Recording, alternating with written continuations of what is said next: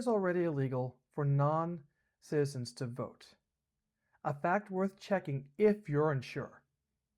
This is often overlooked given the constant political rhetoric about stolen elections. These claims suggest that any loss by a MAGA-aligned candidate is rigged and often blame undocumented immigrants for illegally casting votes. The notion that individuals are being illegally transported or bussed in solely to vote has become ubiquitous, especially within centrist and conservative-leaning media. Commentators and pundits on these platforms openly endorse this claim.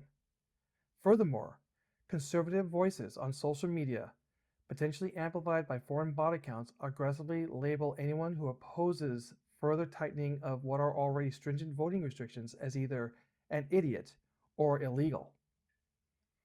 However, research shows this is not a significant threat. David Becker, the executive director of the Center for Election Innovation and Research, stated non-citizens are not a large threat to our election system currently.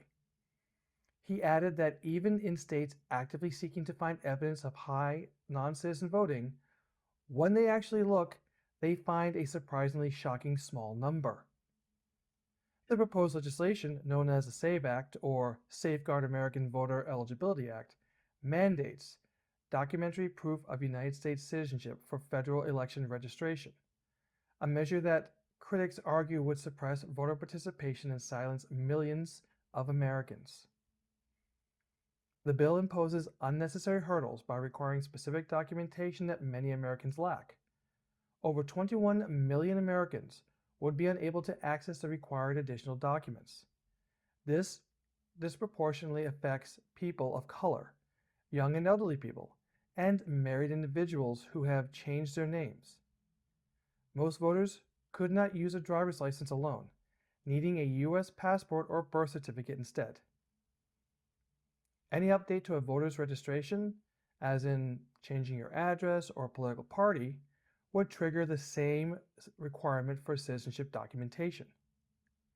The SAVE Act introduces a national voter ID mandate that is more restrictive than nearly all current state laws.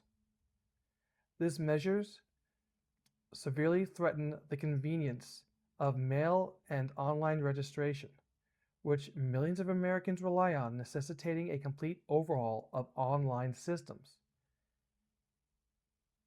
An amendment filed during the Senate debate on the SAVE Act aims to significantly restrict the ability of Americans to vote by mail, imposing an additional barrier to this accessible method of participation. This, coupled with talk of allowing U.S. post offices to dispose of letters like mail-in ballots, significantly restricts the rights of voters who are physically unable to vote in person. This bill requires states to conduct frequent voter purges, a practice that removes registered voters based on flawed data, ultimately stripping citizens of their right to vote. Past purges have already wrongly removed American citizens.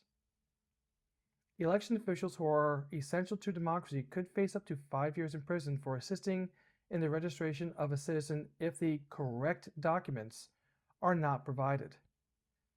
They should not fear criminal penalties simply for doing their job. The SAVE Act requires states to submit their entire voter registration list to the Department of Homeland Security for comparison with the agency's known error-ridden database. This is viewed as an attempt to coerce states into sharing sensitive personal data with the federal government. Crucially, the bill lacks restrictions on how the federal government can use this sensitive data, raising fears it could be used for voter purges or to challenge election results. While existing laws, including strict penalties like deportation, already ensure that only citizens vote, these proposals undermine the fundamental right to vote. The SAVE Act works against the goal of inclusive, accessible elections by imposing unnecessary barriers and forcing voters to jump through hoops. Elected officials should prioritize protecting, not restricting, the basic American freedom. President Trump is currently demanding that Congress pass this bill, having announced in previous weeks that he will not approve any other legislation until it is enacted. This push seems illogical.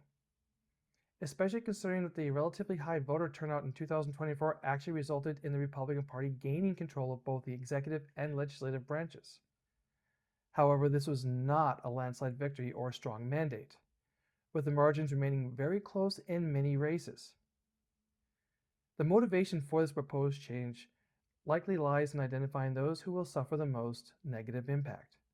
These populations who are frequently targets of rhetoric as the root of many conservative triggering issues have seen their other rights progressively eroded due to the bigotry and misogyny of MAGA voters. The most critical risk we currently face is a systematic disenfranchisement of our voters, a movement that profoundly threatens our capacity to use a ballot box as a fundamental tool to control and direct the actions of our local, state, and federal governments. This threat is not abstract. It strikes at the core of democratic self-governance. It is crucial to acknowledge that for significant segments of our populace, the right to vote was never given. It was never an assured inherent civic privilege from the nation's inception. Instead, it was a fiercely contested right, earned through decades of struggle, relentless organizing, and mass protests, actions that had to withstand and ultimately overcome state-sanctioned violence, legal obstruction, and systemic terror. The current attacks on voting access through restrictive ID laws, strategic polling place closures, limitations on early and mail-in voting, and partisan gerrymandering are not novel.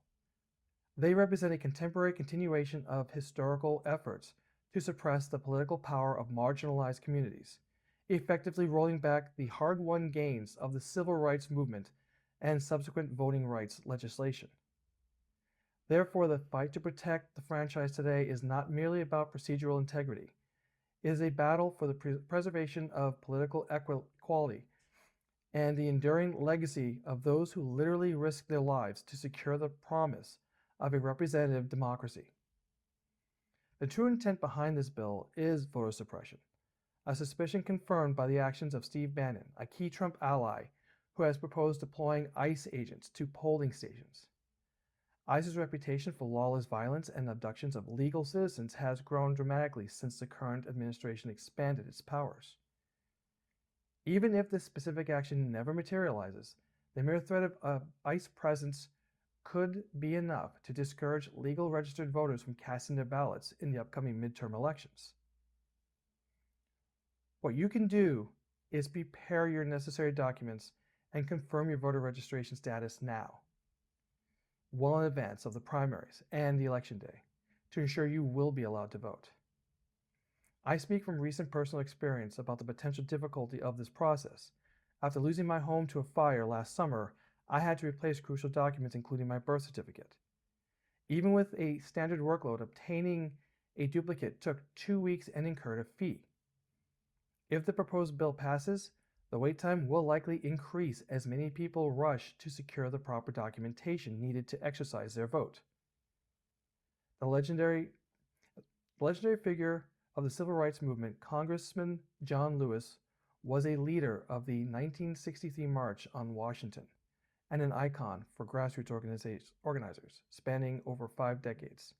His enduring message was, "Speak up, speak out, get in the way, get in good trouble, necessary trouble, and help redeem the soul of America." That's all for this time. Until next week, remember, silence is compliance, your voice is vital.